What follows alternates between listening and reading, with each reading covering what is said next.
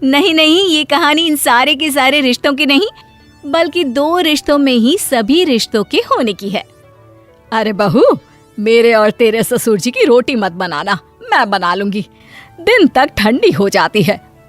बहू जो कि एक वर्किंग लेडी थी। नहीं नहीं माँ जी, मैं अच्छे से कपड़े में लपेट देती हूँ ना, आप क्यों मेहनत करेंगी, माइक्रोवेव में गर्म कर लेना। अरे नहीं बहू, मेहनत मत कर, वैसे भी ऑफिस में कम मेहनत होती है क्या, जा रहने दे।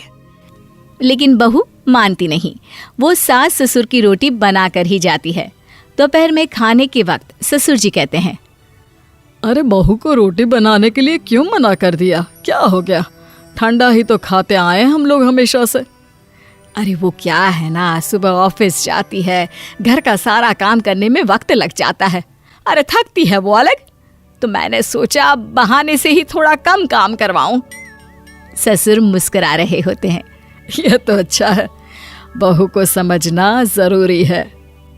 वक्त बीत रहा था, घर में सब खुश थे कि एक दिन, माँ जी आप शाम को थोड़ा टहलने निकला करें, घर पर रह रहकर हड्डियां जाम होती है, पापा को भी ले जाया करिए, मैं वक्त पर तो आ जाती हूँ। बहू ठीक 5 बजे ऑफिस से घर आ जाती है, फिर चाय नाश्ता बनाकर सास ससुर के साथ बैठती, उन लोगों को सारा दिन का हाल बताती। रात को पति घर आता है। क्या बात है बेटा, ऑफिस से आकर कभी हम लोगों के साथ भी बैठा कर। अरे माँ, दिन रात काम करके मन ही नहीं करता, अगले दिन की फिर तैयारी होती है, आप और पापा ही कमरे में आ जाओ। इससे अच्छी तो बहू है, कितना भी थकी रहे, घर आकर हम लोगों के लिए चाय नाश्ता बनाना, फिर बातें करना।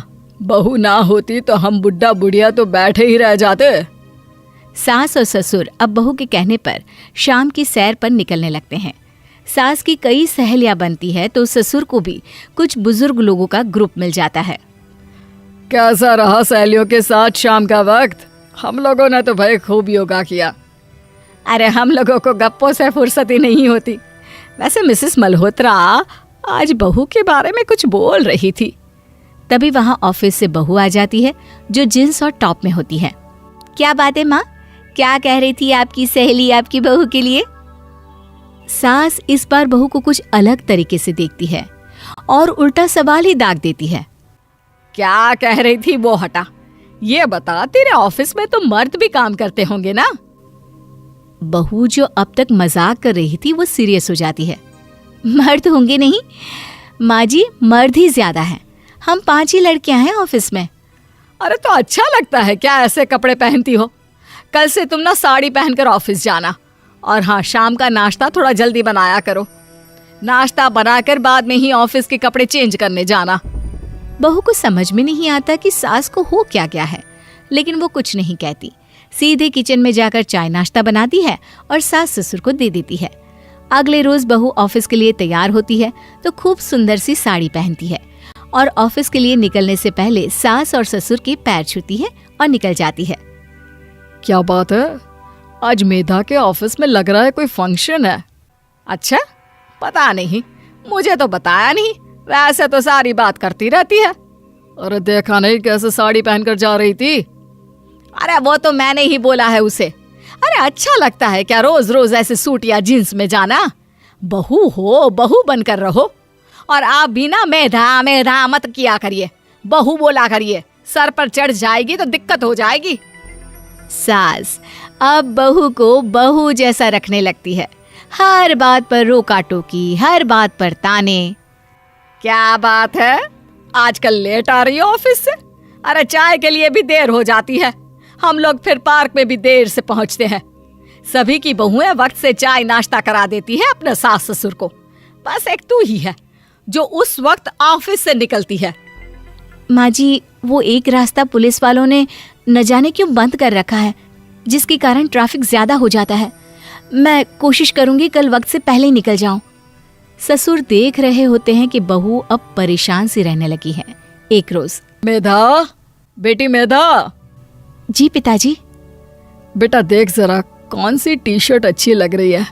वो क्या है ना, शाम को सब बदल बदल कर टी शर्ट पहनते हैं, मैं भी सोच रहा हूँ कि आज कुछ अच्छा सा पहन कर जाऊं। हाँ पिताजी, ये सही है। ये लाल वाली ना बहुत जचेगी आप पर। मेरे पापा पर भी डार्क रंग बहुत जचता है। क्या चल रहा है? अरे ससुर के सामने घूंघट तो छोड़ो, ऊपर से रंग बताया जा रहा है टी शर्ट का। अरे बहू, कोई संस्कार दिए नहीं है क्या तेरी माँ ने? बहू इस बार बहुत निराश हो जाती है। वो वहां से तुरंत अपने कमरे में चली जाती है। अब बहू घर का सारा काम करती, ऑफिस जाती, लेकिन साड़ी और सर पर पल्ला लेकर। एक बार पड़ोसन उनके घर आती है। वाह सुमित्रा बहन, बहू का तो रूप ही बदल दिया। ठीक किया, बहू बहू जैसी ही अच्छी लगती है। अच्छा चलती हूँ मैं। पड़ोसन के जाने के बाद सास बड़ी अकड़ के साथ कहती है, देखा मेरा कमाल, कैसे मैंने मेधा बहू को कंट्रोल में कर लिया। अब बारी ससुर के बोलने की थी। हाँ सुमित्रा, बिल्कुल, ये काम तो किया है तुमने, लेकिन कभी सोचा क्या खो दिया? क्या खो दिया? मैंने तो कुछ नहीं खोया जी। खोया है, पहले बहू जब ऑफिस जाती तुम्हारे पैर छूकर तुम्हें गले लगाती, लेकिन अब सिर्फ पैर छूती है। हाँ जी, ये बात तो आप ठीक बोल रहे हैं। पहले घंटों हम लोगों से बात करती, कमरे में ना जाती, ऑफिस से आते ही खुद की चाय, खाना, नाश्ता सब हम लोगों के साथ करती, सारी बात बताती। लेकिन क्या तुम्हें पता है, बहू की तबीयत खराब चल रही है, वो माँ बनने वाली है। ये बात मुझे बेटे ने बताई कि तुम्हें बता दूं। अब सास की आंख में आंसू थे। वो समझ गई थी कि लोगों के कहने में आकर उसने क्या खो दिया। शाम को बहू घर आती है तो माँ किचन में पकोड़े तल रही होती है। अरे माँ जी, आप रहने दीजिए ना, मैं आ तो रही थी। अरे नहीं, जा तू चेंज कर ले, मैं नाश्ता और चाय टेबल पर ही लगा रही हूँ मेधा। सास के मुंह से अपना नाम सुनकर बहू को बहुत अच्छा लगता है। माँ जी, कोई गलती हो गई है क्या? मेरे होते हुए आप काम करें, ये ठीक नहीं है। संस्कारी और समझदार बहू सास को माँ समझती है, लेकिन सास की बेवकूफ़ी उसे सास ही बनाकर रखती है। बहू, मुझे भी थोड़े संस्कार और समझदार बनने का मौका दे, जिससे मैं भी बहू नहीं बेटी को देखूं तुझ में। और हाँ, मेरा होने वाला पोता क्या कहेगा कि दादी ने तो मेरी माँ को बहुत परेशान किया। बहू सास को गले लगा लेती है। नहीं माँ जी, वो कहेगा कि माँ को तो दादी ने बेटी बनाकर रखा है।